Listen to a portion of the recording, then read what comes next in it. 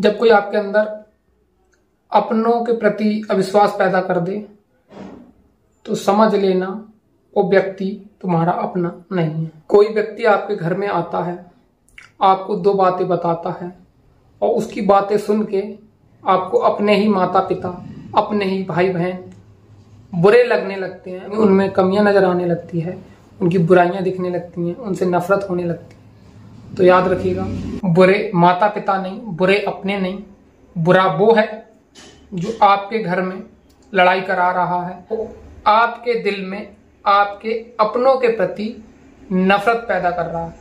इसी तरह से हमारे संत महात्माओं के प्रति कुछ लोग उल्टा सीधा झूठा प्रचार करके आपको इन संत महात्माओं के प्रति भड़का देंगे, इनके खिलाफ षड्यंत्र रचेंगे, इनको बदनाम करेंगे, झूठे झूठे अर्थ निकाल के, वाणियों के झूठे झूठे अर्थ निकाल के, झूठे झूठे आरोप लगा के, तरह तरह की झूठी बातें बना के लोग आपको इनके खिलाफ भ्रमित करेंगे, इनको नकली साबित करने की कोशिश करेंगे। तो ऐसे नकली लोगों से हमेशा सावधान रहिए।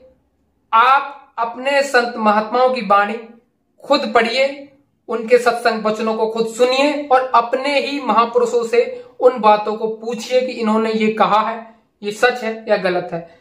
तब जाके आप किसी भी बात का निर्णय कीजिए। किसी भी दूसरे व्यक्ति से जो इनके खिलाफ षड्यंत्र रचता है, भ्रमित करता है, उनसे इनके बारे में पूछोगे तो वो भ्रमित ही करेंगे, आपको उसका उल्टा ही अर्थ निकाल के देंगे।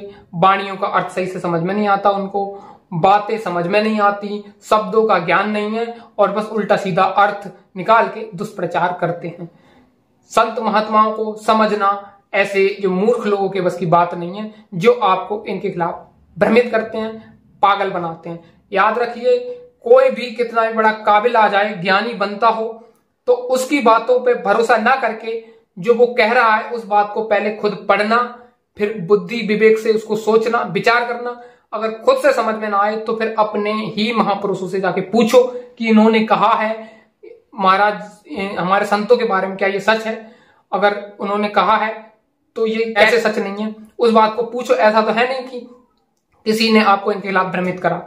आप अपने संत महापुरुषों से जाके, अपने सत्संगी भाई बहनों से जाके पूछेंगे कि उन्होंने ये कहा है, क्या ये सच है? यदि सच नहीं है, झूठ है, तो आप बताओ कैसे झूठ है, तो वो आपको बताएगा। अगर आपको हमारे महापुरुषों के, संत महापुरुषों के बारे में किसी को कोई भ्रम होता है, यदि कोई लोग आपको भ्रमित कर देते, तो आप हमसे पूछिए, हम बताएंगे कि सच क्या है।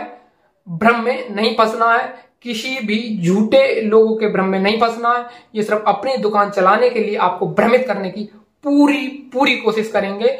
याद रखिएगा, इन लोगों की बातों में नहीं आना है, सिर्फ अपने संत महात्माओं की वाणियों को खुद से पढ़ के उस पर विचार करना। अगर खुद से समझ में ना आए तो हम लोगों से पूछिए, सत्संगी भाई बहनों से पूछिए, उनसे भी ना समझ में आए तो अपने संत महात्माओं से पूछिए जो वर्तमान में आपकी संगत की देखभाल कर रहे हैं, उनसे जाके पूछिए। वो आपको बताएंगे बेटा ये सही नहीं, ये सही है, ये जो लोगों ने भ्रमित करा है उसको मत मानो। अगर वो लोग नहीं समझाएं तब आप समझना कि हाँ झूठ है, लेकिन वो सही से समझा रहे हैं तो फिर झूठ क्या है। इसलिए हमेशा सच की पड़ताल करना। अगर किसी ने भ्रमित कर दिया तो इसका मतलब ये नहीं है वो सच है, जाके खुद से भी देख लेना।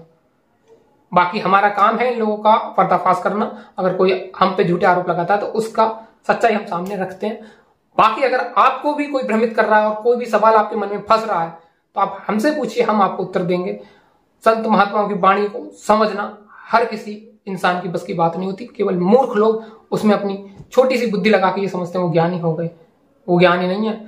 जस केले के पात में पात पात में पात, तस संतों की बात में बात बात में बात। संतों की वाणियों को समझना हर किसी की बस की बात नहीं। इसलिए समझदार विवेकी लोगों से ही पूछिए, संतों से ही पूछिए, समझदार लोगों से पूछिए, ज्ञानियों से पूछिए।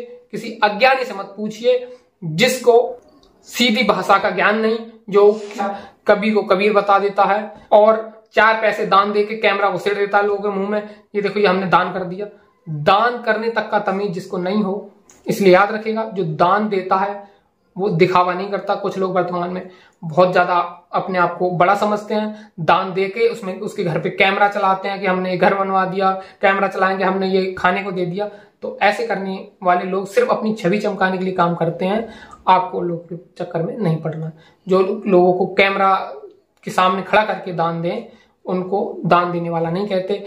हमारे गुरु महाराज कहते हैं अगर सीधा हाथ दान देता है तो 1.5 हाथ को भनक नहीं लगनी चाहिए कि ये व्यक्ति दान दे रहा है।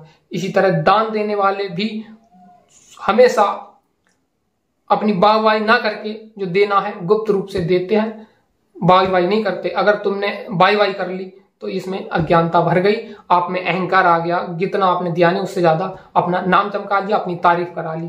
तो ऐसे लोगों से सावधान रहिए। कोई भी सवाल अगर है, कोई भ्रम है मन में, तो हमसे पूछिए, हम आपको उत्तर देंगे।